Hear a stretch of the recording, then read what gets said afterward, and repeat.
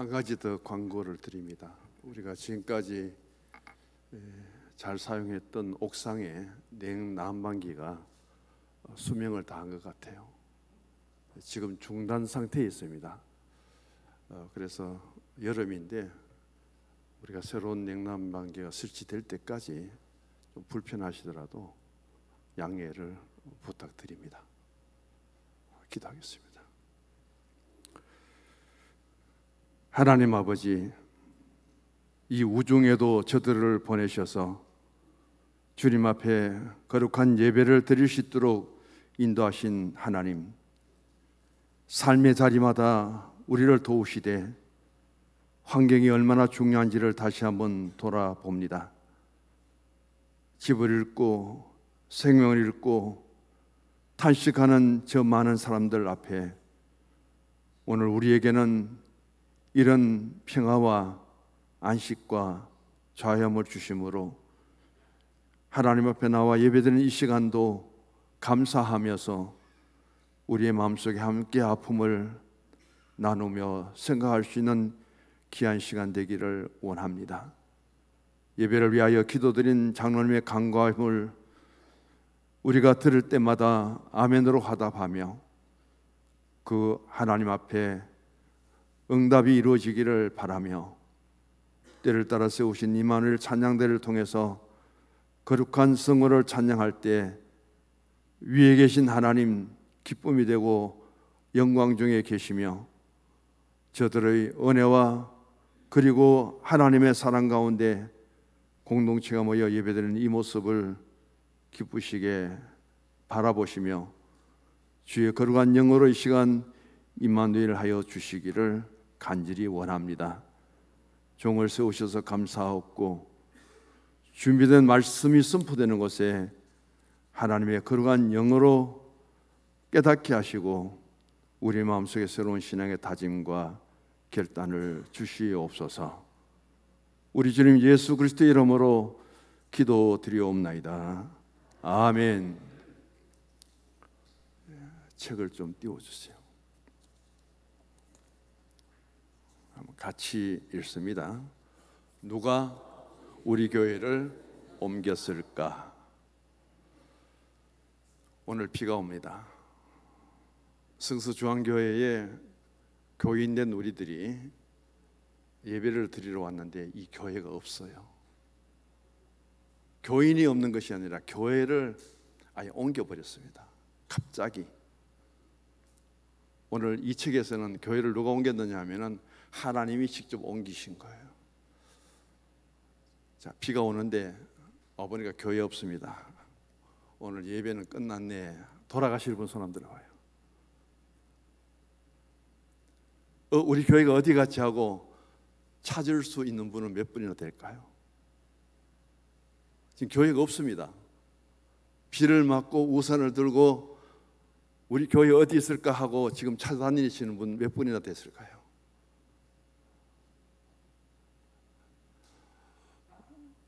여기 주제를 참 이상하게 던지죠. 그런데 하나님이 조용한 외곽에 아주 순전하게 보수적으로 예배드리던 성도들이 섬기는 교회를 갑자기 옮겨버립니다. 어디로 옮겼느냐 하면은 최고의 번화가 중심으로 옮겨버린 거예요. 그리고는 하나님이 천사를 보내갖고 자기들이 섬기는 교회가 없어졌는데 그 교회 성도들이 어떤 반응을 보이는지 가서 확인하라고 천사를 보냅니다. 여기에서 교회를 찾는 방법이 다르고요. 교회에 대한 관심이 그때 나타나죠. 비 오는데 오늘 집에 일찍 가자. 돌아가는 사람도 있을 것이고 왜 여기에 교회가 없지 하고 이 주변만 다니는 사람도 있을 것이고 도대체 며칠 사이에 교회가 어디 갔단 말이냐 하고 궁금한 분들도 굉장히 많을 거예요. 그런데 교회를 찾았습니다. 외곽에 고요한 곳에 있었던 조용한 곳에 있었던 교회가 최고 도심지 중앙에 옮겨 놓았는데 문제는 그때부터예요. 이 교회에 찾아오는 성도들의 구성원이 다르고, 그 다음 이 교회에 소속된 성도들의 신앙의 반응이 그때부터 다르게 나타납니다. 어떤 분들은 우리가 외곽에서 조용하게 교회를 섬겼는데 이때를 통해서 하나님이 우리에게 사명을 주셨구나, 그러면서 이렇게 주일날 교회 앞에 많이 머무는 사람들, 호텔도 있고 모텔도 있고 술집도 있고 노래방도 있고, 그래서 그 사람들을 대상으로 전도하러 나가겠다, 이런 사람들이 나서는데 전도가 잘 되었을까요? 못 되었을까요? 마약자들, 알코올 중독자들,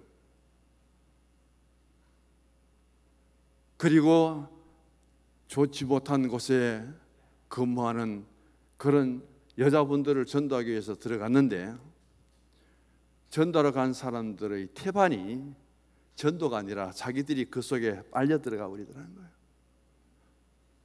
술 먹는 사람하고 전도하다가 술 마셔버리고, 마약하는 사람 전도하다가 마약 먹고, 이쁜 여인들 전도하다가 자기가 그냥 유혹당해서 죄를 지어버리고, 그런 불의의 성도들이 나타납니다. 또 점잖은 우리 장로님들 같은 분들은 이게 교회가 맞나? 어떻게 교회 안에 마약자가 들어오고 술 취해가 알코올 중독자들 들어가지고 헛소리는 하고, 어떻게 몸을 파는 그런 창기들이 들어와서 이 교회를 이렇게 더럽히느냐, 이건 하나님의 거룩한 교회가 아니다 하고 교회를 떠나버립니다. 나는 교회 못 섬기겠다, 다른 교회를 가버려요.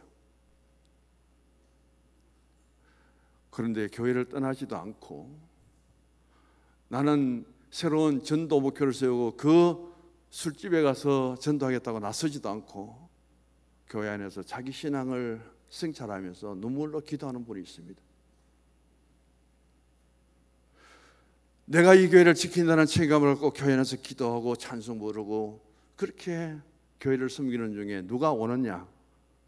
알코올 중독자가 오고, 마약 중독자가 오고, 술집에 근무하는 사람들이 오고, 그러면 그 한 생명을 붙들고 기도하고, 그 생명에게 가장 좋은 신앙의 멘토가 되고, 정성을 다해서 그들을 섬기고 봉사하면서 그 한 사람의 생명이 예수님을 영접하고 신앙 안에서 교회로 들어올 수 있도록 그렇게 하는 분들이 있습니다. 여기에서 저자는 질문합니다. 외곽에 있을 때는 똑같은 교회 공동체로 똑같은 성도들이고, 나와 당신은 이 교회의 구성원이고 소속이고 그랬는데, 교회가 중심지로 옮겨지고 구성원들이 달라지니까 이 교회는 거룩한 교회가 아니다, 떠나버리는 사람.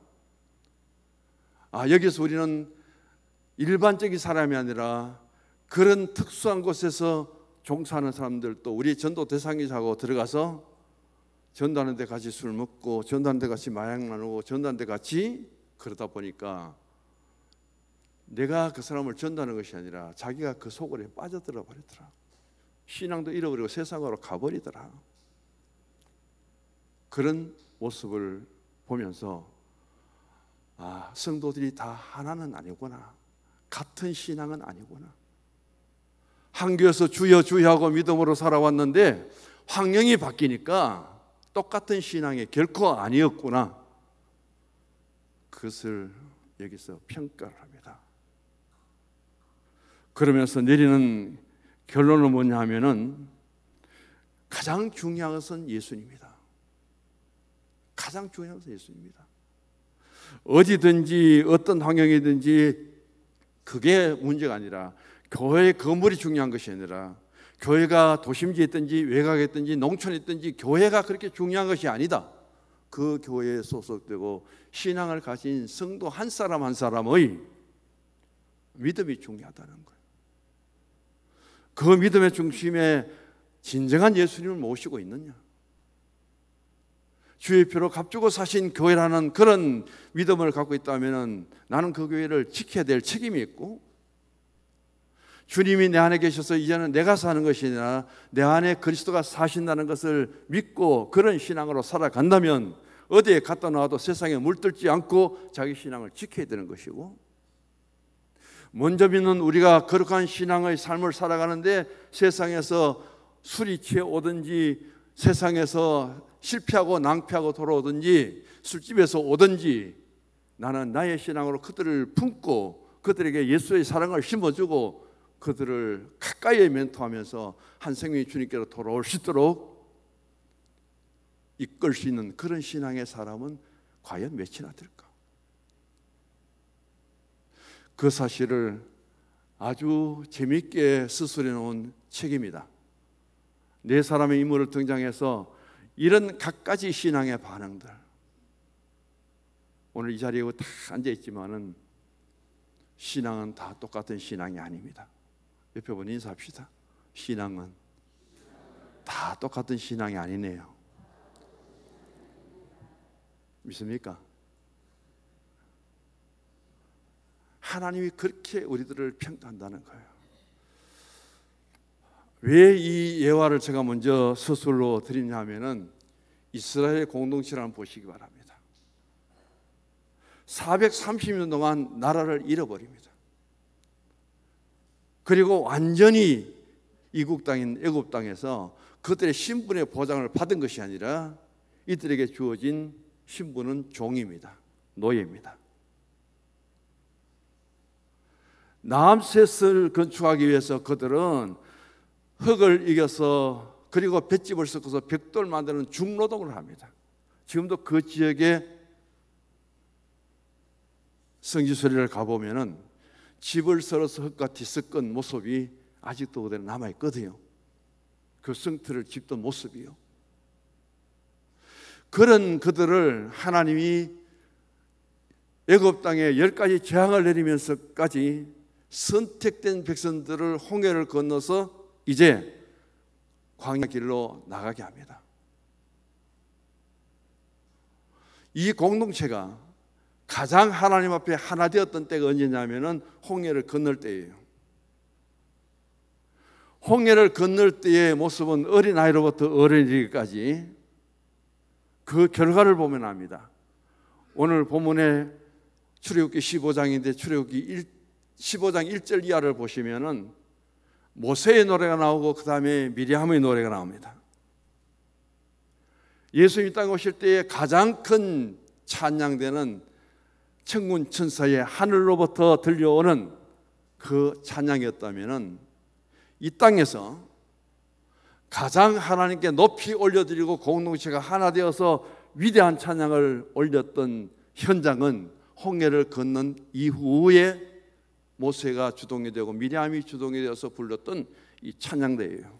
숫자는요, 적어도 남자만 60만 명이랄까, 남자들 60만 명이 하나님의 그 영광, 하나님 얼마나 위대하기에, 하나님 얼마나 크신 분이시기에 애굽의 수레들, 병거들을 물에 수장시키면서 가장 연약한 노인들, 어린아이까지 한 명도 하나님은 수장시키지 않고 다 홍해를 건널 수 있도록 해주셨는가. 그 하나님의 기적과 이적도 잊지 못하지만은 하나님이 행하신 그 일들을 현장에서 지켜보았잖아요. 그래서 가장 영광스러운 찬양과 하나님 위대함을 그들이 소리 높였던 곳이 바로 출애굽기 15장 홍해를 건넌 이후입니다. 옆에 분에게 물어보십시오. 이렇게 큰 은혜를 받았는데 며칠이나 갈까요? 물어보십시오. 옆에 묻습니다. 이런 은혜는 며칠간 지속될까요? 찬양대에서 며칠 가요? 이런 큰 은혜가 며칠 가요?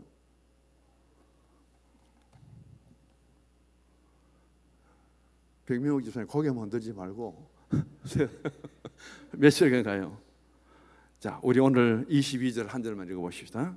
모세가 홍해에서 이스라엘을 인도하며 그들이 나와서 수르 광야에 들어가서 거기서 사흘 길을 걸었으나 물을 얻지 못하고 이런 큰 은혜를 받았는데 네가 은혜 며칠 가느냐 하나님이 테스트합니다. 유명한 말씀이에요. 이런 은혜를 받았는데 이런 찬양의 위대함을 하나님께 노래했는데 그 찬양, 그 은혜 며칠이나 갈까? 3일 만에 하나님이 테스트를 딱 하는데 합격이요 불합격이요? 합격이요 불합격이요? 완전히 불합격이에요. 어디였어요? 마라였어. 그렇게 은혜로운 이 백성들을 광야로 이끌어서 3일 길을 가서 수르라는 곳에 도착하는데 여기에 뭐가 있다고요? 마라에 이르죠. 그 물이 써서 마시지 못함으로 23절 보시기 바랍니다. 그 이름을 마라라. 밑에 각주를 보시면 쓴 것이라고 했습니다. 은혜 충만한 백성들이 끌고 사흘 길을 가서 하나님이 사흘 만에 테스트를 해보는데 무엇을 주었느냐? 아주 시원한 물을 주면 좋겠는데 뜨거운 물도 아니고 물을 마시면 써서 마실 수가 없어요. 너무 써서 물을 마시면은 입에 더 갈증이 날 수밖에 없는, 너무 써서 마실 수도 없는 그런 물을 하나님이 주셨습니다. 자, 즉각 반응이 나타납니다. 24절 읽어봅니다. 백성이 모세에게 원망하여 이르되 우리가 무엇을 마실까 하며 3일 만에 은혜 다 쏟아버리고, 그렇게 높고 위대하신 하나님은 어디 가고 없고 당장 목마른데 마실 물이 시원한 물이 아니라 쓴 물을 주니까 마실 물이 없다고 그때부터 은혜 다 쏟아버리고 변해서 원망하고 불평합니다. 따라하시기 바랍니다. 은혜는 사흘밖에 못 간다. 한 번 은혜는 3일 가기도 어려워요. 그러니까 은혜는 며칠마다 받아야 돼요? 며칠마다 받아야 됩니까? 3일마다는 받아야 돼요. 주일 후에 뭐가 있어요? 찬양대크기로 주일 후에 뭐 있어요? 소리가 왜 그래요? 주일 뒤에 3일은 뭐예요? 수요일 뒤에 3일은 뭐예요? 금요일 뒤에 3일은 뭐예요?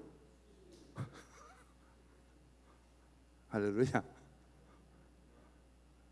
그런데 3일밖에 가지 못한 은혜인데 며칠 만에 교회 오셨습니까? 며칠 만에 교회 오셨어요? 오늘 은혜 다 쏟아버리고 온 거예요. 그럼에도 하나님 앞에 나오면서 우리 성서중앙교회를 찾아오시니 감사합니다. 다른 교회 안 가시고 찾아오신 게 감사해요. 옆에 분에게 우리 교회 찾아오셔서 감사합니다 인사합시다.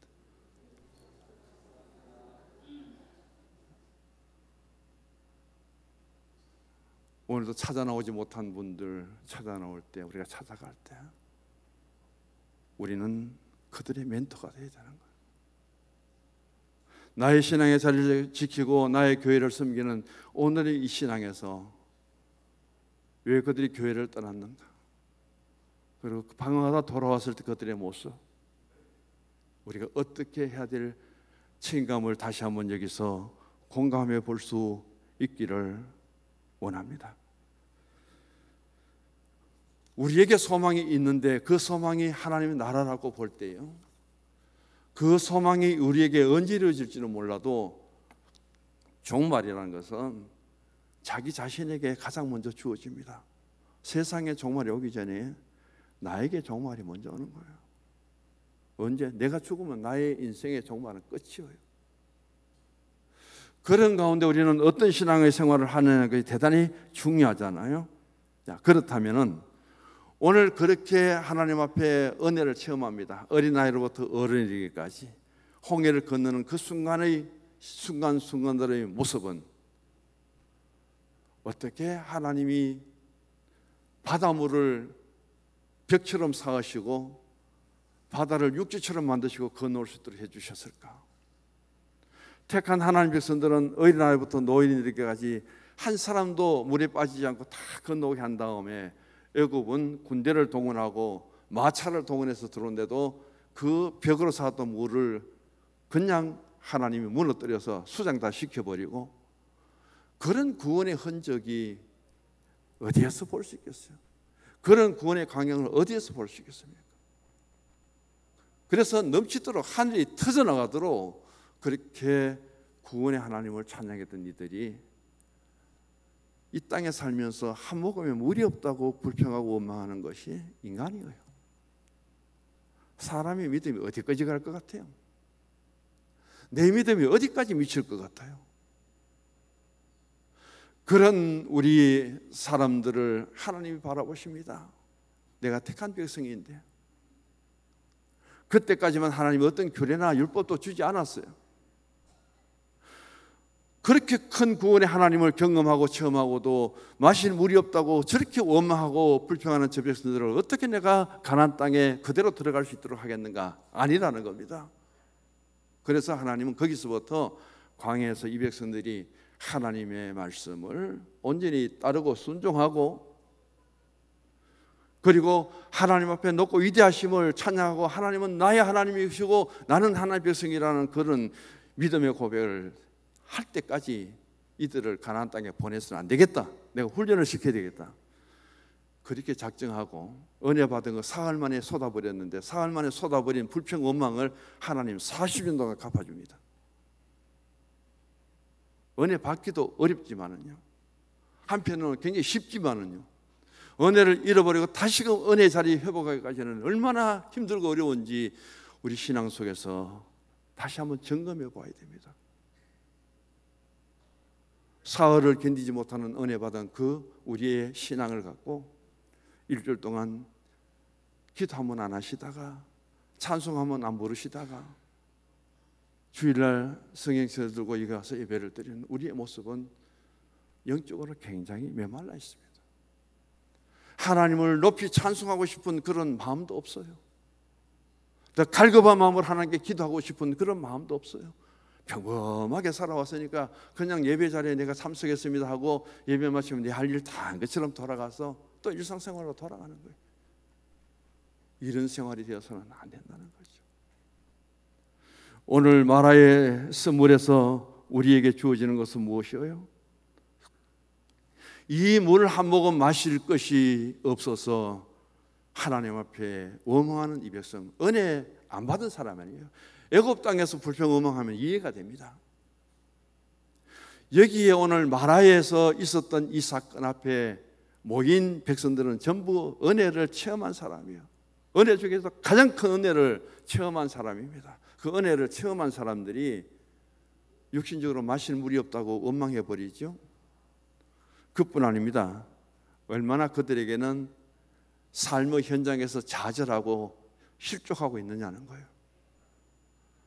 마실 물 한 모금이 없다고 해서 거기에서 불평 원망하는 사람이 앞으로 어떻게 무슨 도전을 하겠으며 무슨 비전을 갖고 헤쳐가겠느냐는 거예요. 그리고 오늘 여기에서 원망했는데 원어적으로 보면은 못세게 원망했죠. 밤새도록 원망 불평했다고 원어적으로. 히브리어로 보면은 그 마실 물 하나 없다고 그 자리에서 원망한 것이 아니라 밤새도록 원망합니다. 얼마나 자신들의 마음속에 상처가 되었으면은 물 못 마시는 것 때문에 밤새도록 원망했겠느냐. 홍해를 건널 때 그 은혜와 물 한 모금 마실 수 없다고 해서 밤새도록 원망 불평하는 이들과 간격은 3일입니다. 3일 사이에 사람은 이렇게 변합니다. 조속으로 변한다고 하는 것은 둘째 치고요, 신앙의 사람이 은혜를 받은 사람도 3일 만에 이렇게 변할 수 있다는 사실을 우리가 기억해야 됩니다. 그때에 오늘 본문 25절에 모세가 하나님께 부르짖습니다. 모두가 다 불평 원망하는데 유일하게 그 중에 기도하는 한 사람이 나타납니다. 그 사람이 누구예요? 모세예요. 홍해는 가로는 있고 뒤에는 애굽 군대가 출격합니다.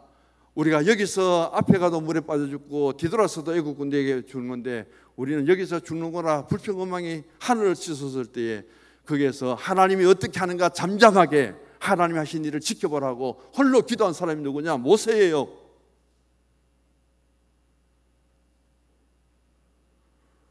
우리 목사들이 모이면은 가장 하는 이야기가 목사 얘기를 많이 합니다.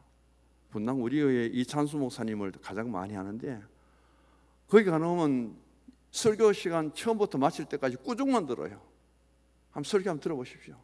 계속해서 뭐라 하잖아요. 이래 살아 되느냐고 막 계속 꾸중으로 책망하는데도 거기에 구름대같이 모여와요. 교인들이, 성도들이. 그래서 축복하고 사랑하고 감사줘도 안 오는데 이찬수 목사님 도대체 어떤 분이게 계속 꾸중하고 책망하는데도 그렇게 모여들까? 신기하다. 진짜 하나님이 도우신 분이시다. 그럼 우리는 찾아가고 만나고 기도 안 합니까? 기도하고. 그것도 우리는 도대체 뭐냐? 참 하나님은 어떤 하나님이냐? 그게 수없이 우리가 던지거든. 오늘 그렇게 불평음하는 가운데 한 사람의 모세의 기도를 생각해 보십시오. 그 모세의 기도를 통해서 지금까지 하나도 그들이 볼 수 없었던, 보여주지 않았던 하나님이 그 수루 마라의 쓴물 곁에 나뭇가지를 보여줍니다. 그리고 명령합니다. 그 나뭇가지를 던져라. 문제 해결이 이루어집니다. 하나의 나뭇가지, 광야에서 나뭇가지가 끊어져서 있다는 것도 신기하고요. 찾아볼 수도 없습니다. 근데 이 나뭇가지가 뭐냐면은 바로 예수님의 십자가를 상징하죠. 십자가를. 예수의 십자가를 상징하는 나뭇가지를 그 쓴물에 던지니까 쓴물이 단물이 되었더라. 인생의 스디신 고통과 아픔과 원망과 불평이 단물이 되었다는 것은 마시면 시원하지요, 기쁘지요, 감사하지요. 어디에서 그런 변화를 받아야 되냐? 예수 안에서 그런 변화를 받아야 된다는 거예요. 예수 안에서 그런 신앙을 회복해야 된다는 거예요. 그게 우리들이 가져야 될 신앙의 모습인데 오늘 우리는 어떤 마음으로 오셔서 말씀이 들어갈 때 내 마음이 어떤 변화와 감동을 받아갖고 불평과 원망에서 감사와 기쁨으로 이 예배를 마치고 집으로 돌아갈 수 있느냐는 것이 저와 여러분들의 신앙의 과제예요. 다시 한번 정리를 합니다. 그 나뭇가지가 있다고 지시한 분은 누굽니까? 하나님이에요. 누구에게 지시했느냐? 기도하는 사람에게 지시합니다. 60만 명이 떠들고 불평 원망해도 하나님은 그들에게 어떤 지시도 내리지 않습니다. 그러나 그때 기도하는 모세에게 봐라, 나뭇가지가 있다. 지시하시는 분은 하나님인데 그 지시를 받는 사람은 모세예요. 모세가 기도하기 전까지는 보여주지 않았던 나뭇가지예요. 그 다음 보면은 하나님이 무엇 때문에 나뭇가지를 준비하시고 지금 보여주느냐? 하나님은 불평 원망이 많은 가운데 있어서 하나님 향해 도움을 주십시오, 하나님 도와주세요 하고 하나님께 기도하는 사람을 찾으십니다. 남들은 불평 원망하는데 하나님이 아니면은 해결할 수 없는 일이라고 하나님만을 바라보고 기도하는 그 손길을 그 사람을 바라보고 하나님이 그 사람에게 지시하는데 모세의 기도를 들으신 하나님, 가장 불평 원망하는 가운데 그 가운데서 하나님께 기도할 수 있는 우리 성도님 한 분 한 분이 되기를 원합니다. 교회 무엇으로 하여금 불평과 원망이 가득 차 있을 때에 거기에 한 사람이 그 불평 원망을 떠나서 하나님께 온전히 기도하는 사람이 되어 보십시오. 여기에서 우리에게 주신 교훈은 하나님은 멀리 계시지 않는다는 거예요. 주님은 멀리 계시지 않습니다. 구원은 멀리 있지 않습니다. 내가 기도하니까 하나님이 가장 가까이 계시는데 어디까지요? 내 마음속에 계십니다. 내가 기도하고 은혜를 받으니까 주님은 멀리 계신 것이 아니라 내 속에 들어와 계시는 거예요. 그래서 나는 예수님과 함께 십자가 못 박아 죽고 지금은 내가 예수님이 들어왔기 때문에 내가 산 것이 아니라 내 안에 그리스도가 사신 것이라고 그 고백은 멀리 계신 주님이 아니라 멀리 계신 하나님이 아니라 얼마나 가까이요? 내 마음속에 계신 하나님, 내 마음속에 나의 삶을 주관하시는 예수님, 그걸 여기에서 고백하게 되는 거죠. 선물이 단물이 되었습니다. 인생의 쓰라린 아픔도 고통도 불편도 원망도 변해서 감사와 기쁨으로 다시금 잃었던 신앙을 회복하고 그 신앙의 상태로 나아가는 그 모습을 오늘 이 짧은 내용 속에서 한번 바라볼 수 있기를 원합니다. 두 번째 엘림에서 이스라엘입니다. 이게 마라의 모습이에요. 엘림은 오아시스입니다. 사막에서 오아시스는 천국을 의미합니다. 엘림의 뜻은 상수리나무와 잣나무라는 뜻을 갖고 있고요. 출애굽하는 이스라엘 민족들에게 가나안은 천국을 예표한다면은 오늘 여기 나오는 엘림의 샘물은 교회의 천국을 의미합니다. 가나안은 진정한 하나님 예표하시는 천국을 의미한다면은 이 홍해를 건너고 가나안에 들어가기까지 거기에는 무슨 공동체? 성막의 공동체. 오늘 우리가 구원받고 천국에 갈 때까지 무슨 공동체? 교회 공동체를 통해서 그 하나님을 다시 한번 고백하고 구원받음을 우리가 하나님께 기뻐하고 찬송하는 곳이 어디냐? 교회라는 거예요. 그래서 엘림은 오늘의 교회를 뜻합니다. 엘림에는 12 물샘이 있습니다. 이스라엘 12지파를 상징하죠. 70종려나무는 이스라엘 70장로를 의미하는데 그 뜻은 완전하고 그리고 안식하고 가장 편히 쉴 수 있는 휴식처라는 뜻입니다. 지치고 상한 인생들, 수고하고 무거운 짐진 자들 다 내게로 오라. 주의 피로 값주고 사신 하나님의 교회를 통해서 내 영혼의 안식처를 삼아야 되고 내 영혼이 여기에서 쉼을 얻어야 된다는 거예요. 그것을 의미하는 것이 어디냐면은 엘림입니다. 자, 이 엘림에서 한 일은 무엇일까요? 마라에서 스쳐 마시지 못한 물을 마음껏 마실 수 있는 곳입니다. 광야는요, 1시간만 걸어도 모래투성입니다. 사흘길을 걸었던 그들이 목욕은커녕 먼지를 털기는커녕 마실 물이 없어서 불평했던 저들에게 이 엘림의 오아시스는 그들의 지치고 상한 몸을 모욕할 수 있는 곳이에요. 사월할 수 있는 것이에요. 흙을 온통 물들은 옷을 빨 수 있는 깨끗한 장소입니다. 사막의 광야에 내리쬐는 그 뜨거운 햇빛, 밤에는 추워서 온갖 들짐승들이 있는 그곳에서 오아시스에는 참 쉴 수 없었던 인생이 쉴 수 있는 장소예요. 내가 마음껏 물을 마시고 마음껏 씻고 마음껏 쉴 수 있는 그곳이 어디냐? 엘림이라는 거예요. 이 엘림에 대해서 제가 설교를 더 많이 해야 되는데 벌써 11시 58분입니다. 마라하고는 비교할 수 없는 것이 엘림이에요. 그 엘림에서 마라에서부터 불평과 원망이 어디에서 회복되느냐? 엘림에서 회복되는 거예요. 치유가 되는 거예요. 그래서 하나님은 마라에서 불평하고 원망하는 이 백성들에게 하나님이 무엇을 이야기하고 있습니까? 26절 27절에 보면은 여호와 라파 하나님에 대한 말씀을 합니다. 육신의 치료가 아니라 마음의 치료예요. 심령의 치료예요. 육신의 치료도 포함되죠. 어떻게 너희들이 선택된 배성이냐? 10가지 재앙을 내리고 10장 때 애굽의 모든 장사는 다 죽었는데 너희들은 하나님께 말씀을 순종하기 때문에 문설주와 문지방에 양의 피를 발랐기 때문에 패스 오브 죽음의 재앙에 너희들을 넘어가서 선택된 백성들인데 홍해를 건너도록 하고 사흘 만에 그렇게 불평원망으로 변해버리는 너희들의 잘못된 신앙, 계속 그렇게 불순종할 거냐? 계속해서 하나님의 뜻을 어그러뜨릴 것이냐? 여기서 이 엘림에서 너희들은 다 고쳐야 된다. 치유되고 회복되어야 된다. 그럴 때 나는 여호와 라파가 될 것이다. 선언을 하면서 마라에서 그 원망 불평과 하나님 뜻을 어그러뜨렸던 저들에게 이 약속을, 여호와 라파를 약속하면서 주신 곳이 바로 엘림이에요.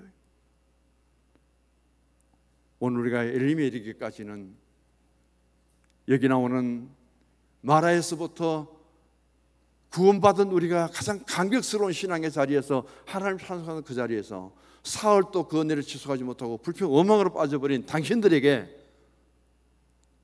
진정한 하나님의 말씀의 순종과 그 규례를 지키고 하나님께 나오게 될 때 너들의 그렇게 변해버리는 마음의 상함과 불평과 원망을 내가 깨끗하게 치료해 주겠다. 진정한 평화와 안식과 기쁨과 그리고 휴식을 주겠다. 그 약속이 어디냐? 엘림이에요. 세상 속에 불평과 원망과 힘든 일들 참 많았지요. 그런 우리들이 오늘 엘림인 하나님의 교회에 오셔서 우리에게 마라에 쓴 고통과 아픔이 많았던 세상에서 하나님의 교회를 떠난 이 엘림에 와서 하나님 안에 주신 그 안식처에서 내 영이 안식을 누리고 그리고 목말랐던 저들에게 영원히 목마르는 생명수를 공급받고 내 영이 여기서 나를 펴고 안식을 하고 이 교회에서 셈을 얻고 다시금 나가 우리 인생과 삶을 살아갈 때 하나님이 그 길을 축복해 주실 줄로 믿습니다. 엘림은 오늘의 교회를 뜻하는데 이 교회는 이처럼 말씀과 기도와 찬양과 봉사와 충성과 전도에 샘이 넘치는 데가 되어야 됩니다. 엘림의 오아시스는 아무리 물을 퍼내도 물이 마르지 않아요. 샘은 계속 퍼올려도 물이 마르지 않습니다. 엘림 같은 교회는 이런 은혜와 말씀과 기도와 찬양과 그리고 봉사와 승인과 우리가 복음 전하는 전도 이런 것들이 마르지 않아야 돼요. 그게 바로 엘림의 교회예요. 그런 교회가 될 수 있도록 오늘 예화로 들었던 누가 우리 교회를 옮겼는가? 똑같은 공동체 속에서 아주 좋은 신앙의 사람으로 보았는데 하나의 교회를 옮겼기 때문에 어떻게 신앙이 그렇게 다를 수가 있느냐는 거예요. 나와 당신의 신앙은 다릅니다. 엄청난 차이가 납니다. 그런데 우리는 똑같은 교회 안에서 하나라고 믿고 있습니다. 거기서 나의 신앙은 어떻게 보여질까요? 진정한 신앙의 멘토가 되고 가이드가 될 수 있는 사람은 얼마나 될까요? 주 마지막 결론을 같이 읽습니다. 엘림과 같은 교회는 말씀의 셈, 기도의 셈, 찬양의 셈, 은혜의 셈이 있는 교회이다. 엘림은 먹고 마시고 씻고 쉴 수 있는 곳이며 친교와 나눔이 있다. 엘림에서 시원함을 영적 육적으로 기쁨과 평안함으로 감사하며 사랑하는 성도가 되십시다. 아멘. 엘림과 같은 교회가 될 수 있도록 우리 성도님들의 끊임없는 기도를 부탁드립니다. 하나님 아버지,